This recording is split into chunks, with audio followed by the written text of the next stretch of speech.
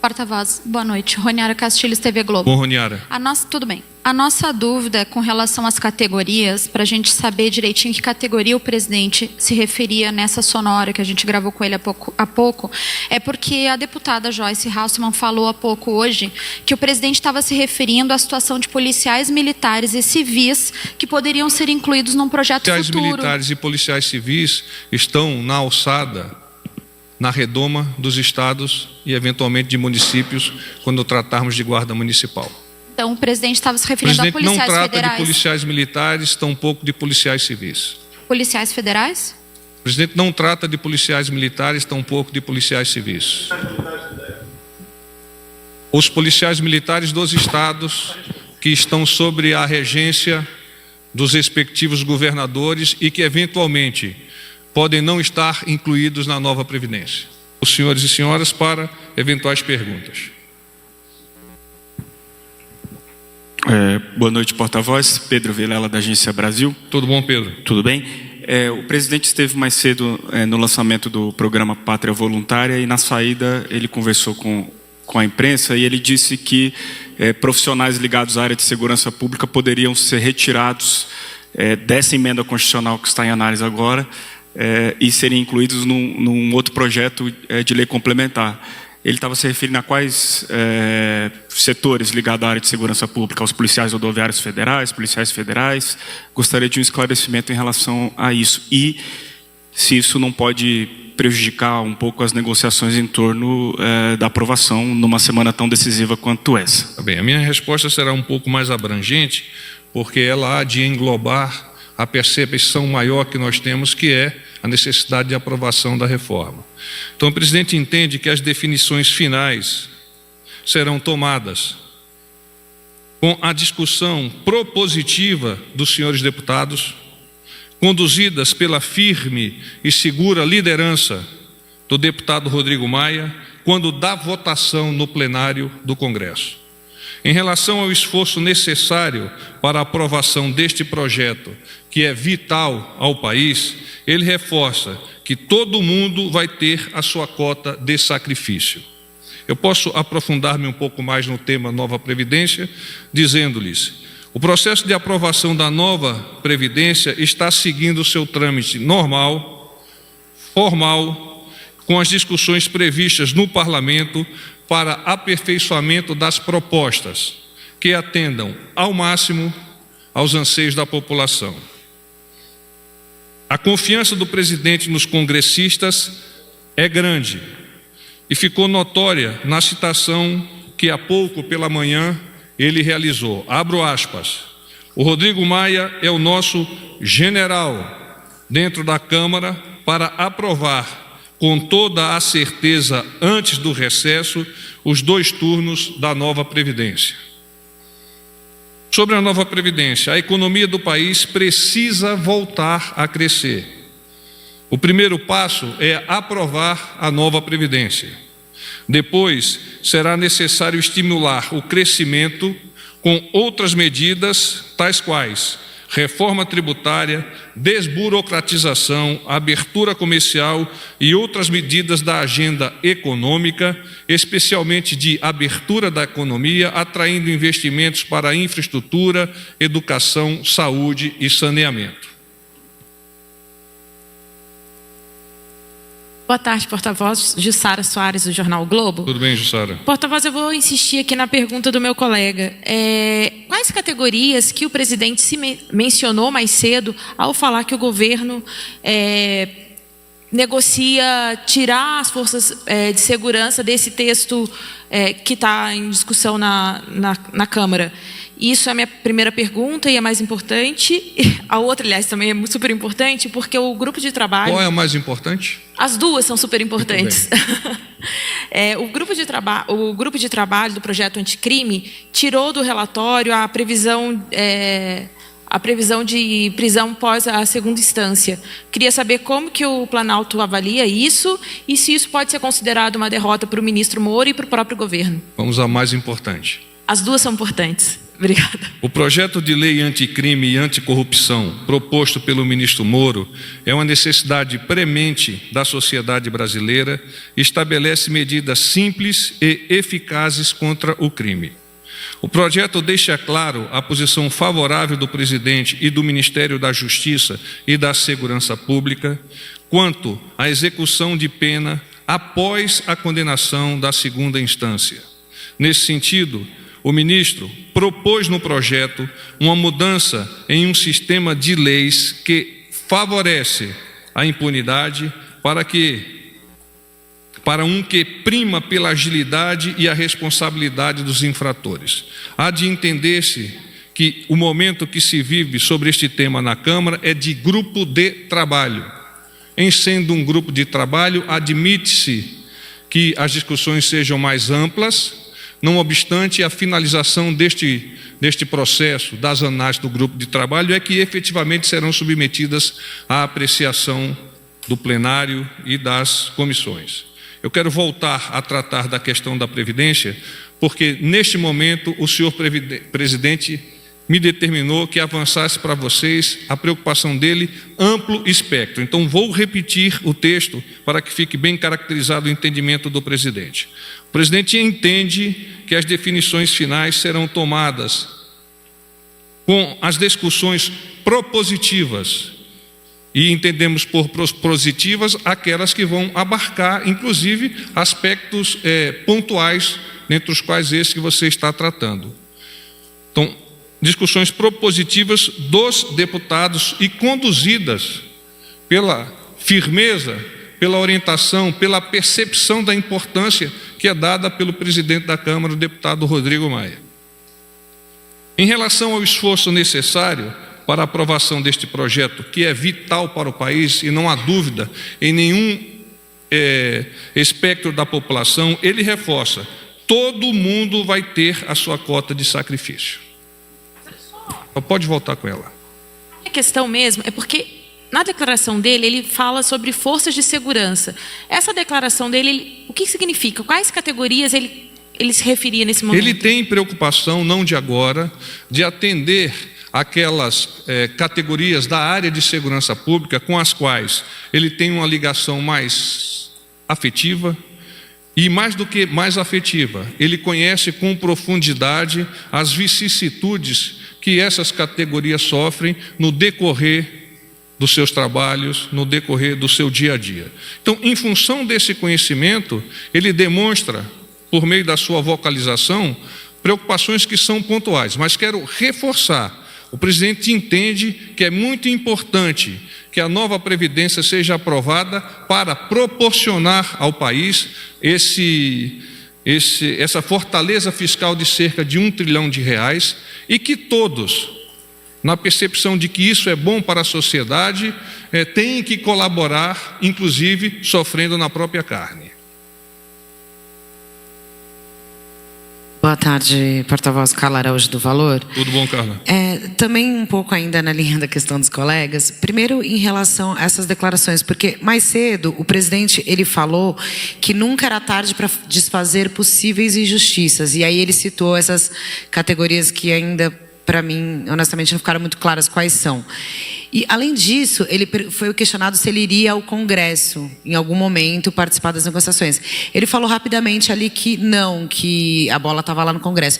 Mas a gente tem informação de que ele vai amanhã de manhã. Eu queria confirmar isso, se ele realmente vai amanhã de manhã participar de uma cerimônia e pretende conversar mais com os deputados. E se essas declarações, enquanto as negociações estão acontecendo no Congresso, elas não podem prejudicar, até por conta desses ruídos mesmo, quando eles se dizem injustiças e os deputados ainda estão debatendo o texto. Obrigada. A ida ao Congresso pelo senhor presidente da República não está vinculada, não está enlaçada diretamente com a questão da nova Previdência, mas, por óbvio, em estando lá, ele há de discuti-la com os parlamentares, em especial com o presidente daquela casa, que é o deputado Rodrigo Maia.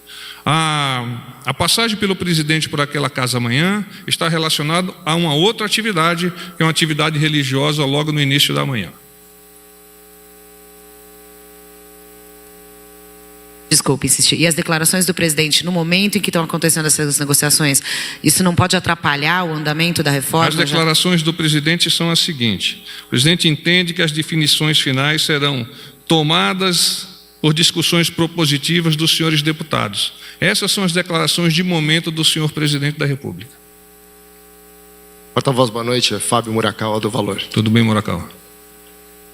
Porta-voz, eu queria saber, com relação a essas categorias que o presidente pretende que sejam contempladas na reforma, né, devido às peculiaridades, estamos falando das forças de segurança, essas mudanças o presidente espera que venham nas votações em plenário ou está se pensando em elaborar mesmo um projeto de lei em separado? A condução dos trabalhos por parte da Câmara é de responsabilidade, de orientação do senhor presidente da Câmara, que é o deputado Rodrigo Maia. Então, a formulação, a maneira como isso vai ser apresentado aos congressistas, em particular nesse caso aos deputados, como eu disse, é de responsabilidade do presidente da Casa. O que vier a ser apresentado, neste momento, está sob o condão dos deputados, liderados pelo deputado Rodrigo Maia. Então, fica difícil de fazer o enlace entre palavras do presidente e ações que venham a ser realizadas lá na Câmara, porque, como nós estamos dizendo, não de agora, de há muito, isso passou a ser uma responsabilidade do Congresso Nacional, em especial nesse momento da Câmara. O senhor presidente da República acompanha o desenvolvimento das atividades lá por meio dos nossos líderes, do líder do governo na Câmara, do líder do governo no Congresso e até mesmo do líder do governo no Senado. General Leonardo, do Correio Brasiliense, boa noite. Tudo bem, Léo? Tudo certo. General, não existe a possibilidade de uma interpretação em relação às declarações do presidente durante o dia, inclusive chamando o presidente da Câmara de comandante, de que ele se protege em relação a essas categorias que são base eleitoral dele, em relação a dizer, olha, tem injustiças, é bom que se sanem essas injustiças, e acaba jogando essa responsabilidade por não, quer dizer, caso esse projeto ele não venha contemplar os policiais nas costas do que ele chamou hoje de comandante, o Rodrigo Maia? Na verdade, o senhor presidente da República chamou de general. General. General, então, é um posto emblemático dentro da estrutura militar, que também é comandante. Mas é importante que perceba que, ao chamá-lo de general, ele se predispôs a enxergar no deputado Rodrigo Maia a cabeça de um estrategista.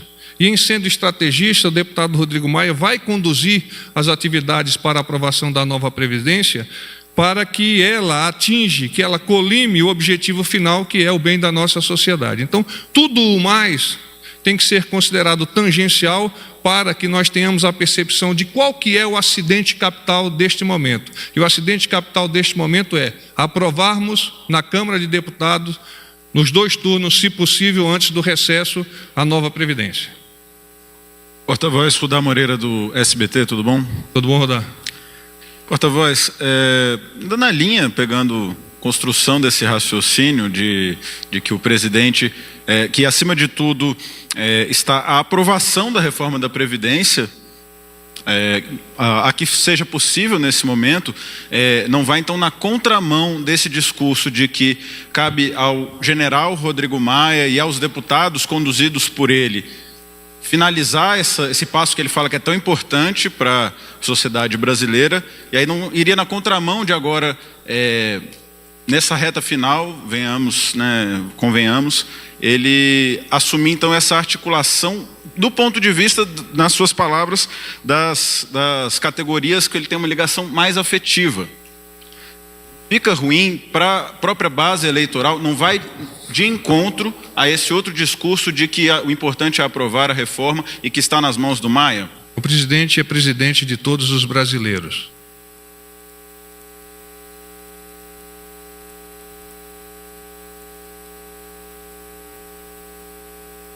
Oi, porta-voz, Manuela Albuquerque, do Portal Metrópolis. Tudo bom, Manuela? Tudo bem? Eu queria saber sobre esse compromisso religioso na Câmara amanhã. Tem mais detalhes? Que tipo de compromisso é esse?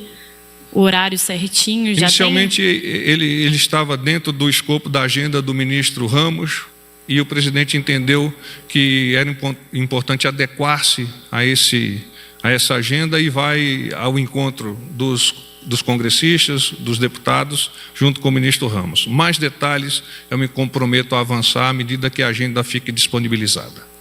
Outra pergunta. O líder da oposição na Câmara, o Alessandro Molon, disse que o governo... Quem? O Alessandro Molon, líder da oposição, disse que o governo blefa na contagem de votos para a Previdência. Nós não estamos jogando pôquer. Eu queria saber se o governo... É claro que isso está lá na Câmara, mas o governo está acompanhando também. O governo já tem uma contagem? Se sim, qual é o número nessa tarde? O trabalho desencadeado pelo ministro Onyx Lorenzoni, agora reforçado pelo ministro Ramos, é um trabalho estratégico, com linhas de controle previamente definidas e, claro, uma dessas linhas de controle é o estabelecimento já de, entre aspas, placares, para identificarmos qual é a potencialidade dessa votação. Estamos muito esperançosos, assim como o deputado Rodrigo Maia também o está, de que haverá um placar bastante favorável à aprovação da nova Previdência. Uma última pergunta agora fora do dia. Ontem foi enviado para a sanção do presidente um PLC sobre a inclusão do autismo no censo. Eu sei que tem divergências dentro do governo. É o 869 que você está falando? Qual foi o que você falou? PLC da inclusão dos autistas no censo. Ah, sim. Autismo, sim. Tem divergências no governo. O IBGE diz que não é possível incluir no censo de 2020. Eu queria saber se existe uma tendência ao veto. Já se pode afirmar isso? Hoje nós consultamos o Ministério da Mulher, da Família e dos Direitos Humanos e eles nos avançaram o seguinte: em tratativas com o Ministério da Economia, estão em tratativas com o Ministério da Economia com relação à inserção de questões relativas ao autismo, que é o tema que você está nos trazendo à apreciação. Para essa definição, diversos pontos devem ser levados em consideração e uma das opções que se vislumbra para atender essa demanda seria a de inserir essas questões na Pesquisa Nacional de Amostragem de Domicílios, o PNAD, também conduzida pelo IBGE, que obtém informações anuais sobre características demográficas e socioeconômicas da população. Então, isso é uma informação que nós colhemos no Ministério da Mulher, da Família e dos Direitos Humanos. Então, há uma expectativa positiva de termos esses dados consolidados e compilados a partir dessa inserção no trabalho a ser desenvolvido pelo próprio IBGE. Porta-voz Gustavo Uribe, da Folha de São Paulo. Tudo bem? Tudo bom, Gustavo? Eu vou insistir um pouco na pergunta dos colegas porque não ficou claro. O presidente disse que as categorias da segurança pública deveriam sair do texto da reforma. Nós gostaríamos de entender que categorias são essas a que ele se refere. São os policiais federais e os policiais rodoviários federais? O senhor presidente da República me determinou que avançasse para vocês que ele entende que as definições finais são tomadas pelos deputados, capitaneados pelo presidente da Câmara, o nosso general Rodrigo Maia. É nesse entorno que o presidente está tratando e, neste momento, não convém ficarmos identificando pontualmente determinadas categorias, porque o presidente entende que todo mundo vai ter sua cota de sacrifício. Porta-voz, boa noite. Roniara Castilhos, TV Globo. Bom, Roniara. Tudo bem. A nossa dúvida é com relação às categorias, para a gente saber direitinho que categoria o presidente se referia nessa sonora que a gente gravou com ele há pouco, é porque a deputada Joyce Hasselmann falou há pouco hoje que o presidente estava se referindo à situação de policiais militares e civis que poderiam ser incluídos num projeto policiais futuro. Policiais militares e policiais civis estão na alçada, na redoma dos estados e, eventualmente, de municípios, quando tratarmos de guarda municipal. Então, o presidente estava se referindo a policiais federais. O presidente não trata de policiais militares, tampouco de policiais civis. Policiais federais? O presidente não trata de policiais militares, tampouco de policiais civis. Os policiais militares dos estados que estão sob a regência dos respectivos governadores e que, eventualmente, podem não estar incluídos na nova Previdência. Paz e bem.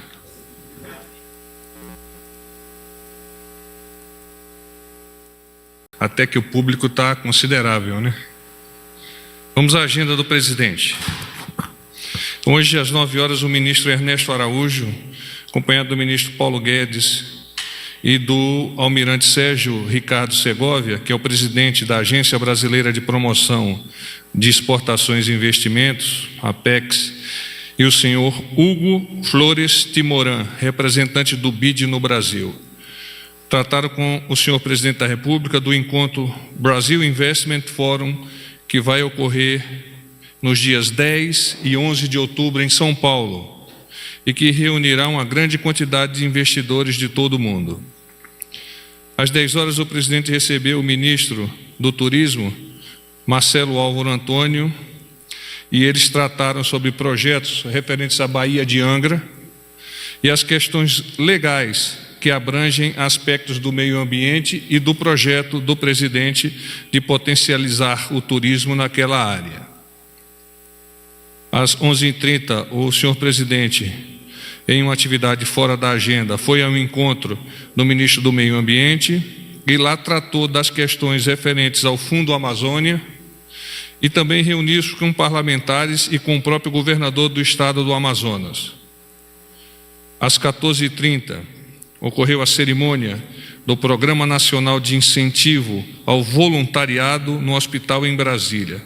Sobre este tema, o presidente, que acompanhou a primeira-dama no Hospital da Criança de Brasília, na inauguração do programa Pátria Voluntária, que é um programa nacional de incentivo ao trabalho voluntário. A ação é voltada para a população considerada mais vulnerável, como pessoas de baixa renda, com deficiência e moradores de rua.